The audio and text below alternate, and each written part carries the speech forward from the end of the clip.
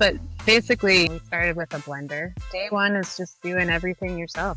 Your compliance, you're making the product, you're selling the product. And of course, we get into Whole Foods. We're in Canada, Australia, Korea, and China. Some stuff in Mexico, working on getting over to the UK. Hello, my name is Sam Slavinsky, and welcome to The Most Successful Person I Know. If you are trying to figure out how to succeed in life, or even just trying to figure out what success means to you and how you really define it, then you've come to the right place. I will be talking to the most successful people I know to find out exactly how they define success for themselves and how they've achieved so much in their lives. I then ask my guests to connect me to the most successful person that they know and continue the chain from there. I am on a journey to define exactly what success is for myself.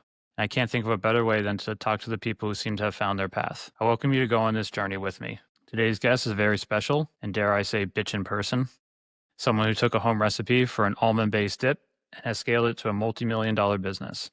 An entrepreneur who started by selling her dip at small farmers markets in the San Diego area and has hustled her way to being in massive chains like Costco, Target, and Whole Foods. I'm excited to introduce my cousin and founder of Bitchin Sauce, Starr Edwards. Starr, welcome to the show, and thank you for coming on.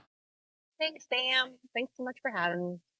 Of course. So I'd like to start from the very beginning. I think it's something a lot of people are curious about. What was your childhood like?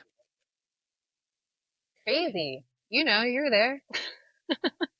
Just for the early years. Yeah, childhood was great. Grew up in a fun, big family. We had lots of extended family too. Everyone lived in the same town for a while. I was the only girl, and I think that I kind of had some tomboy tendencies. My parents were kind of like Jesus freak hippies, so we had a lot of religion and a lot of really good, healthy food in the house. And yeah, it was great. Grew up in a small town in Oregon. Cool. And did you have any of like the, I guess, typical entrepreneurial childhood experiences like lemonade stands and trying to sell things at school, that sort of thing? Definitely. I would say that, there was a lot of financial insecurity growing up, and it was something that I was kind of always aware of. And like from a very young age, I, set out to make money. I was selling my sandwiches that my mom would make. I would sell like half a sandwich, and then I would use that to go buy candy. Um, I would still keep half the sandwich, it's not like I just threw it down the trash or anything like that, but she made really good sandwiches, and I would sell half, get some Skittles, save some for a cup of noodles, all the junk food we weren't allowed to have. So started with that. I got a paper route. I was like, I was really eager to make money any way I could. I got a paper route at 13 when I was finally old enough. Before that, I was the 50-50 girl at my brother's baseball games, which is like, you go around and you do the raffle. And I worked in the concession stand there.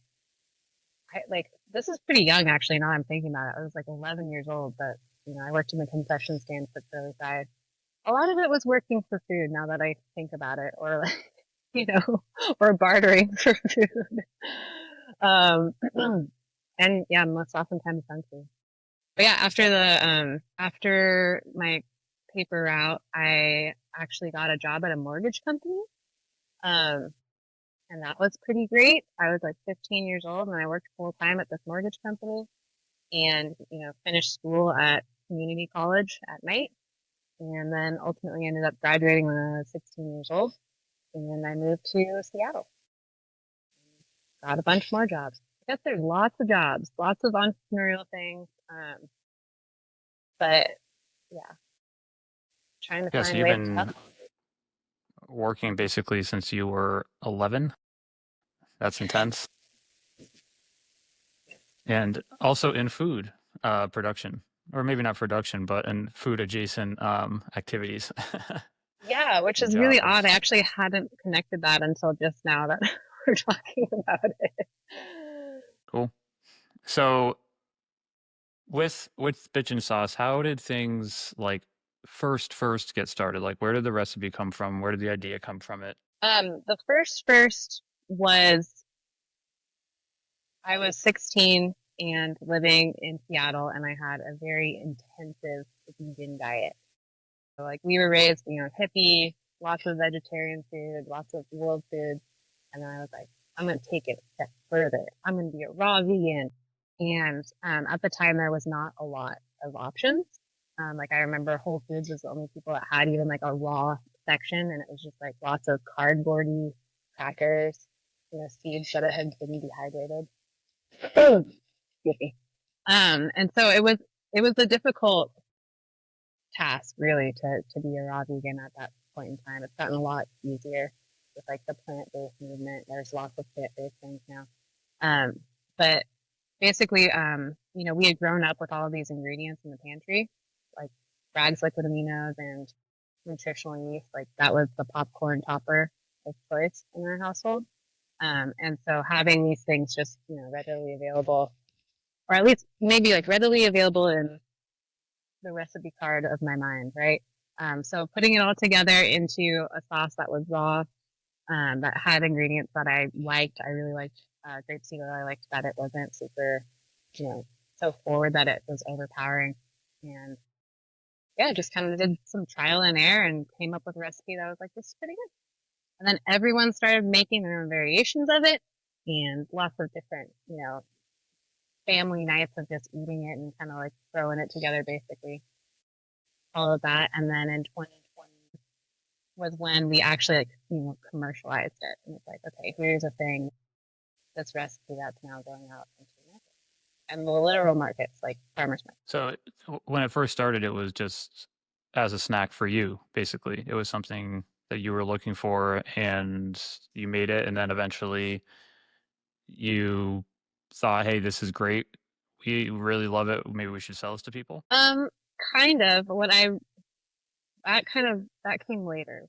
At first, I was like, I'm going to be a vegan chef and I'm going to make comfort food for people, and I have all these great things. And made a bunch of baked goods and like cupcakes and pies and everything. And I stayed up so late doing that. And then brought it to a local farmers market because I thought that if I could hand out all this vegan food that, people would be dazzled, right? And then want to hire me to be a personal chef.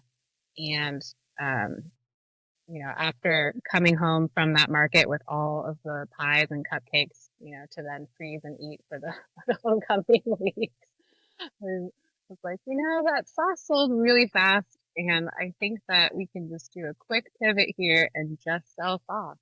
I didn't get any clients from that, but all the sauce was gone. So the next farmer's market, I had this great, sign. It was called the Pie Smith.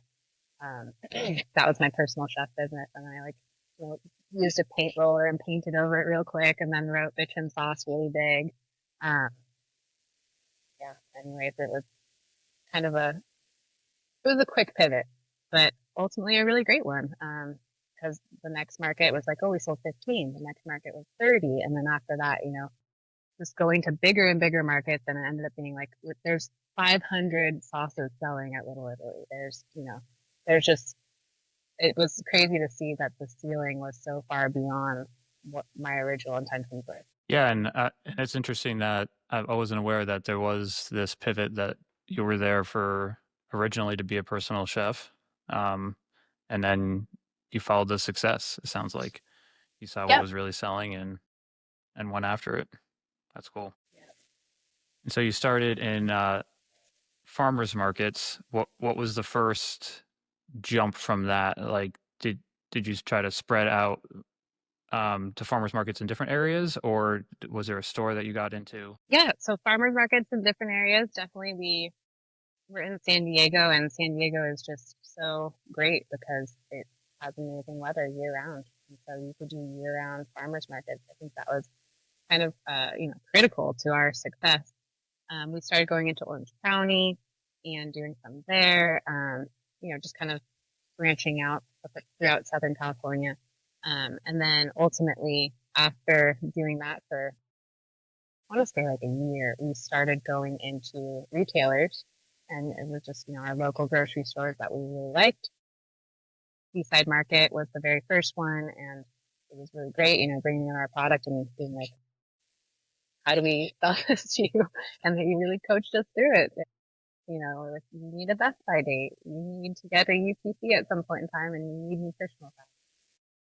And just piecing together all those things, learning how to do it, and then finally, we were like, okay, we have this product. We can go to Seaside, we can go to Clean the Cross, we can go to, um, Jimbo's and all these kind of local San Diego stores, and then, just from there, it's like slowly branched out to other ones. Cool. And you guys are now in some massive stores. We are in massive stores. So Whole Foods was one of the first kind of big retailers to take us in. And, we thought that was like winning the lottery, right? Like 4 stores in San Diego. And then it was like, we really want to do Orange County too, and even LA. They had this great, the local forager program that we were able to participate in and really kind of start small and work our way to getting into more and more stores. Um, yeah, that was pretty amazing. And then Costco also found us at the farmers market and, basically asked if we wanted to participate in road shows. And we were like, yeah, we love a farmers market in Bliss. We love that. And so then we, went through all of the process or went through the full process of, getting, I don't know, just up to code, up to standard, for Costco. And, finally we're able to go in there and do some road shows. That was really great. We loved being able to sample to everyone. And then, yeah, it just kept kind of branching out further and further. There was lots of sales trips, in the early days going to, the Northwest and trying to get chains. And, some of the stuff that we got was just cold call emails. So I was like, hey, I looked at the email convention for your store and I think that this is the way to contact the deli buyer. And, I was like, hey, I have this company, Bitchin Sauce. Would you like a hat? And we got huge chains doing that, like, ones that were like 150 stores. When I just was like emailing after, a day of making sauce and trying to do the book and everything. Like, I'm just going to reach out to the people. So sales was, I mean, it was pretty raw. It was just you reaching out any way you could. And wow. Yeah, some of it was super fortunate, right? Like Costco talent spotting us at the farmers market. That was amazing. But a lot of it was just, yeah, reaching out, trying to find out who's in charge, trying to get in front of them. So Costco just what they had somebody there that was just looking for new products? Is that something that they do? It was the assistant buyer for our department, and he basically just was, I think he just was walking around his local farmers market on like the weekend and was like, hey, this is pretty great. I don't know if it's something they do all the time, but that is what they did with us. Wow, that's really cool. I mean, yeah, definitely lucky, but right place, right time, and you had to have the right product. So you said, from a day of making the sauce, you would come in and you would email people. So what was the point? Because obviously you guys are producing on a massive scale now. Like, how did that go? Like going from, I'm sure, in your kitchen to a commercial kitchen to where you are now. Like that had to be quite the learning curve. Oh yeah. I know way too much about piston fillers and, pneumatics in general. But basically, we started with a blender. It was a Christmas present from my husband. Actually, I used their blender first. It was one of the Oscar ones. I don't know. It was pretty small. And then that was like October when we started. And then for Christmas, my husband was like, here you go. This is a $200 from Craigslist blender. And it had a little note in it that said, I believe in you. And it was just like the greatest thing. And I used that blender for a really long time. And then eventually we got our commercial kitchen and we're like, how do we scale? And we're like, well, we'll just get more blenders. So actually at first we commandeered his mom's blender because it was the same style. So then we got 2 blenders and then eventually we were like, let's get like 4 blenders going. And it's so funny. I was like, okay, this is happening. We're making a lot of sauce now. And it just was like Luke who, demanded that he was head chef. like shaking these two blenders, bringing them over to us too. So, and like I remember that was like one of the first things. Like we had always set aside some money for our capital reinvestment, right? That's what we called it. And I remember when we finally had enough, I was like, we're gonna get this filler from eBay, and it's like $2,500, and it's so great. We're gonna get this. We're gonna be able to go so fast, and got it. And I was like, I love this thing so much. But like at first, like we didn't know how to clean it. And so we were like, why is our shelf life just seem like it's really tanking lately? And I like finally like figured out why. I was like, oh my gosh, that's crazy. Um, Also it caught on fire one time, and I just remember like shrieking, being like, ah, our thing has caught on fire. But It literally yeah, caught I on don't know. fire. Huh? It What was literally that? caught on fire. It literally caught on fire. Like I just like looked over and it was on fire. Full of wires had gotten crossed underneath, and yeah, a fire started.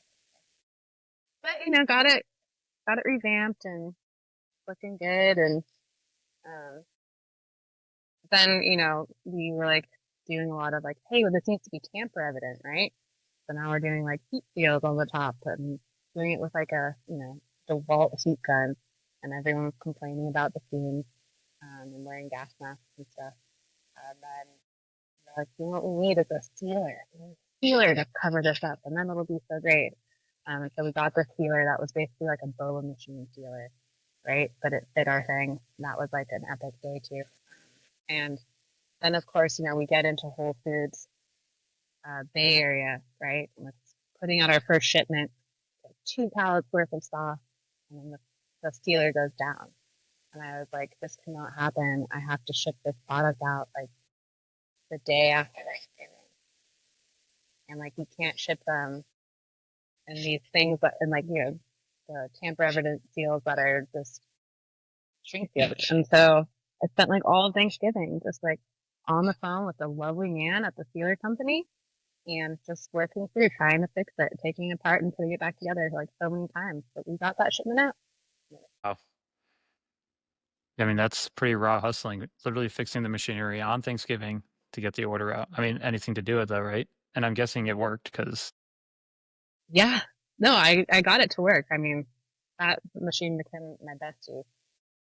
Anytime it started acting up later, I just was like, hey, get back in line. But I mean, yeah, I'm just like crying on the phone with some stranger in Cleveland on Thanksgiving. It wasn't great. We got through it. yeah, I mean, those are the moments I think that separate them, that separate you, right? Like at that point you were operations, sales, machine maintenance. I mean, you had several hats that you were wearing, and it didn't matter if it was a holiday, it didn't matter what day it was, you had to get it shipped. So you have several flavors now, right? We do. How many? I think we're getting close to like Baskin Robbins amounts now. Are they Wow. 31 flavors? No, I don't think we're quite there. We might be there. I think if you include some of the ones that are in the graveyard, Not all we're flavors there. make it. Not all flavors make it. Key Ranch. It's all right. Ranch is gross anyway. So I'm guessing originally you were the one that was coming up with different flavors, or was it kind of everybody and then you would try something? I was the one at first, but then yeah, there's like, people coming up with different ideas. At one point I was like, I'm gonna make like 15 new ones and let's see what people think. And I made a bunch that, didn't see the light of day for a couple of years. We asked around and it was like, hey, like, what do you guys want to see? And had some great ideas.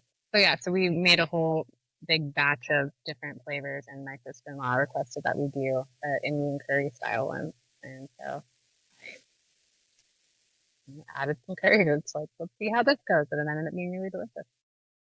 Yeah, And then Indian curry. we have a lot of flavors that are kind of developed in collaboration with stores, right? Where people will come and say like, this is what I want to see, can you make it? And yeah, a lot of have popped up that way. Cool. Is there a role at your company? Is there like like the flavor guy, like when you need a new flavor to be made, somebody that experiments and figures it out.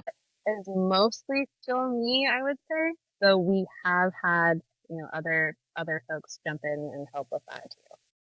So kind of depending on how, I guess, attached I am to the flavor, right? So we'll have some people come and ask to do flavors. I'm like, yeah, all right, I don't know, try it out. And a lot of times I don't get that responsibility. But there's ones where I'm like, I am desperate about making this flavor and no one will take this from me. So those ones I do. So you still get to touch the product and affect it even at Yeah, your size now. most of the time it's Luke and I on the flavor R&D.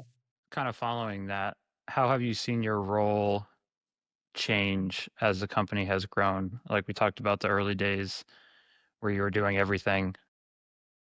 Like what do you see your role now, and kind of how has that changed from like day one? I mean, day one is just doing everything yourself.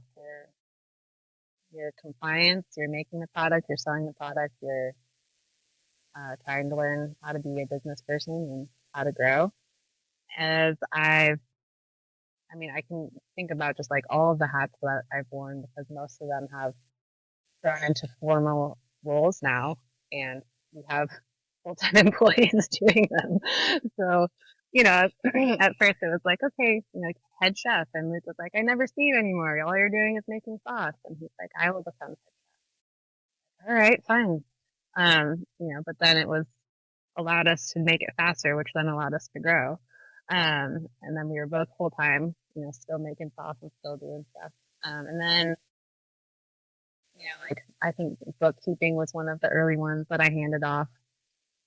My sister-in-law, she got this job before she got her degree, in business administration, or like basically the job she already had. But I remember being like, I think you can do this. You should take over all of these things with like HR and um, you know, paying people and doing basic bookkeeping.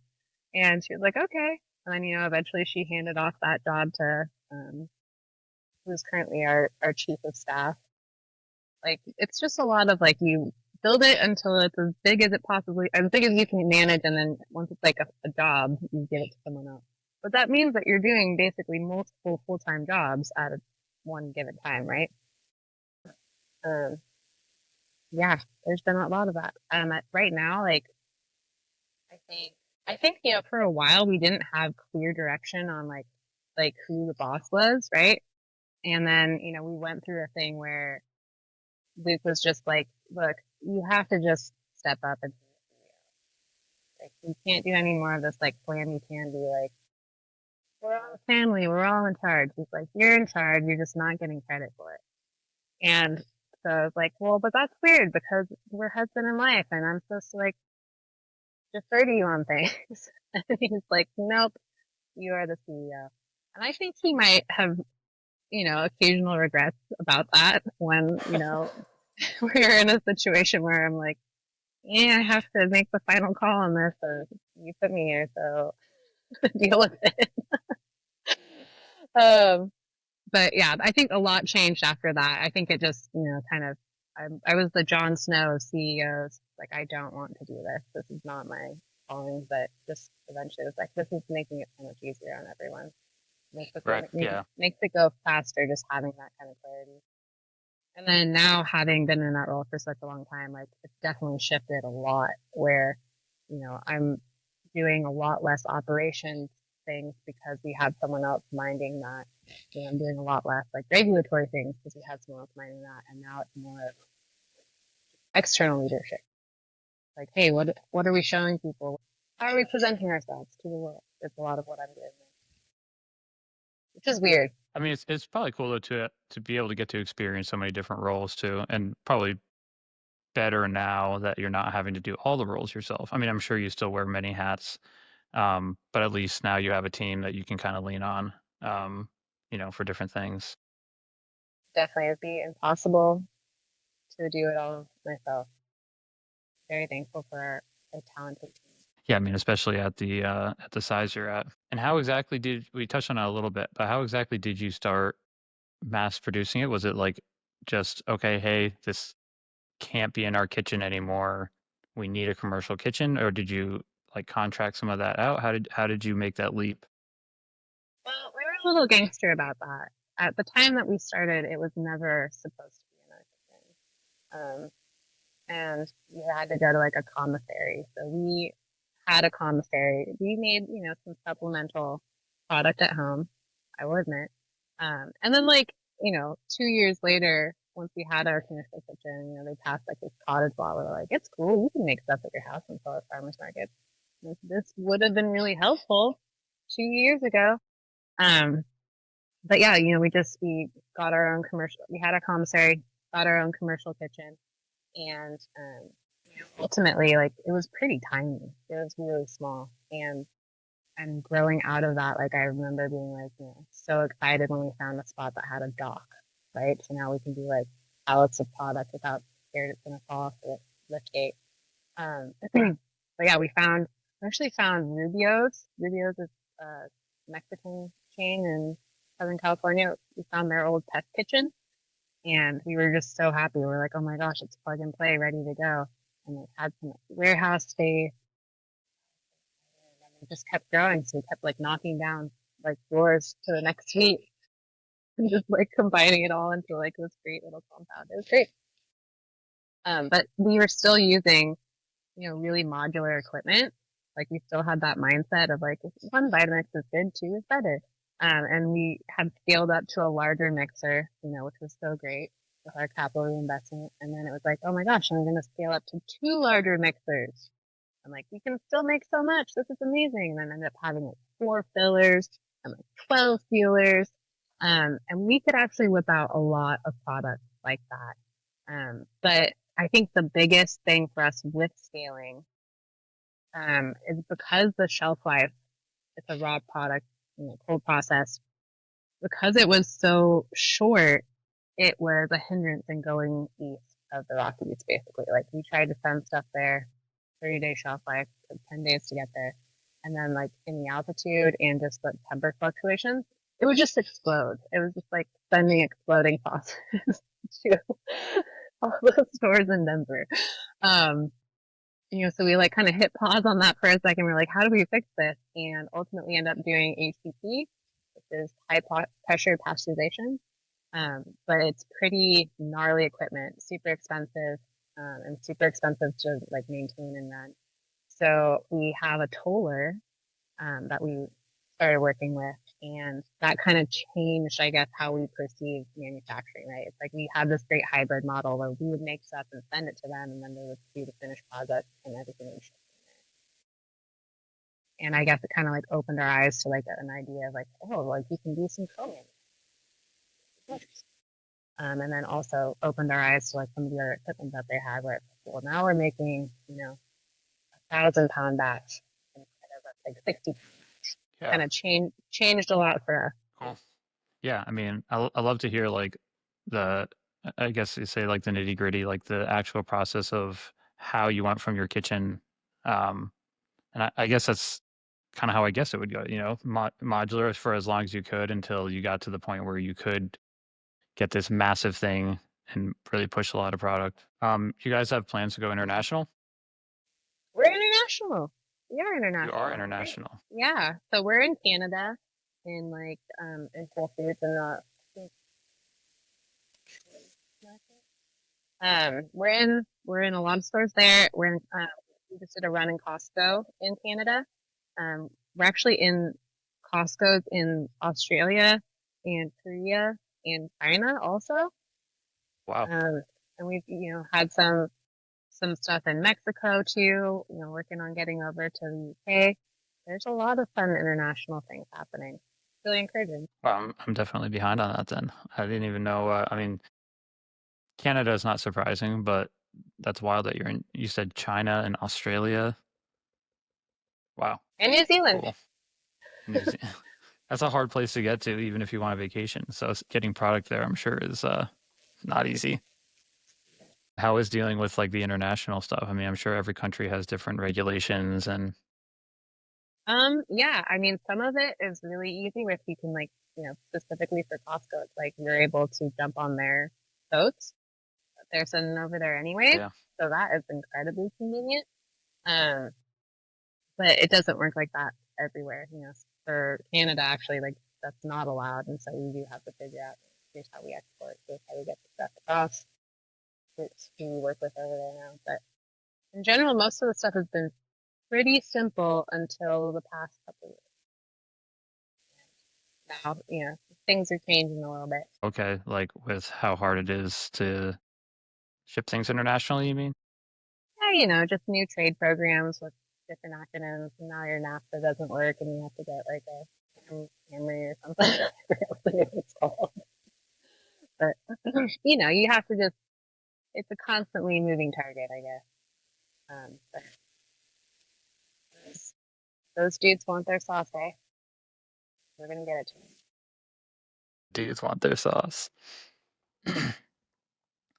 How obviously this is a huge time requirement. I mean, especially in the beginning, but I'm sure even now. And you have a family.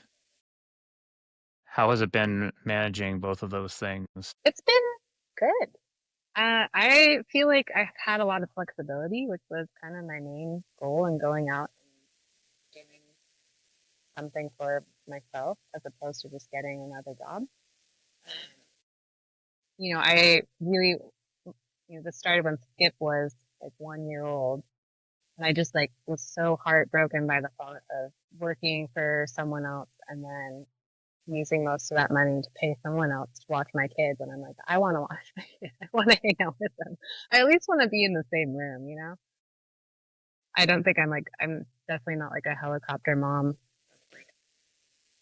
doing the games and activities with them. I'm more like, you entertain yourself. I'm going to work together, and that's it. So there's a lot of that really. It's like we're all together, we're doing the stuff.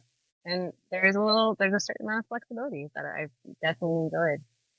But I think that the kids are very aware that it's like mom is working a lot. Like this is a very full time and just encompassing thing. There's not that same amount of um, just like clock out, go home, and then shift gears to family things, right? Like a lot of my good ideas happen during our Friday night dance party. Ooh, we should do this for work. Spending time with the Yeah, kids, still have your brain on. it's something that um, I guess I'm kind of, I have a kid on the way, and so it's something I'm figuring out for myself too. I own a small business, and it's like that trade-off of, okay, I have time, right, where that I can kind of shift around better when I own a business. Like I can be a little bit more flexible, but it is hard to be present, when you are with your family. It's hard not to carry the work with you and carry the stress of it all. Yeah. I mean, I've seen so many people just succeed in so many different ways, right, with that. And I don't think there's a one size fits all for how to balance work and family and how to have it, right? I do think something that's worked really well for me is just having Luke in the same enterprise, right? Like we are both working towards the same thing. It is kind of like a little cottage industry. And I feel like, because we're together in that way, it's like we can answer family questions during work hours, right? It's like, did you schedule a dentist? Um, you know, like we can talk about that stuff while we're doing other things. And then, also I think, it's not when you go home and you kind of decompress and you have your day and you review with your family, with your spouse. Like we don't really do that too much. It's more of like it's not decompressing. We're like, okay, we all know this is a problem. Everyone's aware of what happened. So now it just gets into like problem solving mode. And I actually really love that. Like being able to like solve problems instead of having to dwell on them until the next Yeah, and you're a team. Like you're a team as parents, but then you're also a team, at work as well. That's cool. Has that day. It's been great. a challenge to have your business partner be your husband? I really enjoy it. I think I wouldn't want it any other way. I know that there's some people who are like, well, hey, Luke and I have been together since we were really young and we work well together. Do you think sometimes like that dynamic of when he proclaimed me CEO, sometimes I think he's like, I don't like that idea. In fact, I know he's like that a lot of times, but and there's definitely pressure to honor the relationship and take care of each other, and then still fulfill our duties. So I do ask that you connect me to a couple of the most successful people you know. So I just wanted to ask who those people were, how you knew them, if you had any stories with them. Yeah, for sure. Well, I was thinking about this because for me, the thing that I feel like I want to succeed the most in, is really just like having a great marriage and being a good wife, and then having a good relationship with my kids, which I know so many people who are like that, right? A lot of them are aunts and uncles. Um, I love that. I love seeing families that are, multi generations, like living in the same house or the same community. That's like the greatest thing. Like even like our aunt and uncle Kevin and Beth, who have, you know, Audrey living right next door. She bought the house right next door, like my big fat Greek wedding, right? Like literally right next door. You can carve out a gate and just walk from one to the other. And then just seeing all like the kiddos that have grown up there, and like your parents and your family, and like Pat and Mary, if they live with Caitlin and her too. So I see that stuff, and that's like to me what's really exciting. I think I'm also able to see like a lot of people who have succeeded in other ways, which maybe that's how they qualify success more. Think like we have exposure to a lot of people who are in the music industry, which was really cool. Um, through business, I've had some really great mentors. One of them, his name is Brian Kelly, and he was the head of Coke, the head of Pure Green Mountain, and they have a small investment in Bitchin Sauce right now. And so like I definitely teach me, you know, Teach me your but ways. also it's so sweet to see how he treats his family, and he's got all these brothers and big Irish family. And then I have some friends that have succeeded. Like one that I want to put you in touch with. That this is more maybe for me than for you. My friend, we call her Janny, but she's like a really successful model. And to me, like that industry is insane. And seeing someone who's able to do that for such a, just have such a sustained career there, I'm like, how are you doing this? I think that she might be like a super genius, but she's just so hot while doing it, right? And then it's just so funny. Like I keep being like getting these magazines. So I'm like, it's Fanny. Like, hey, nice. It happens all the time, like all the time. So I don't know. I kind of want to hear how she has done that. I haven't No, decided which musical person yet. okay, So but I'll keep so it'll be. You said Janny, Jan. Janny. Okay, then a musical person, and then what was the name of the guy from Coke? I'm gonna see if Brian will talk with you. Yeah, Brian Cook. Okay, that would be great. And how did you meet him? Through he started after those businesses. He started his own like fund, and they sought us out as someone who's investing.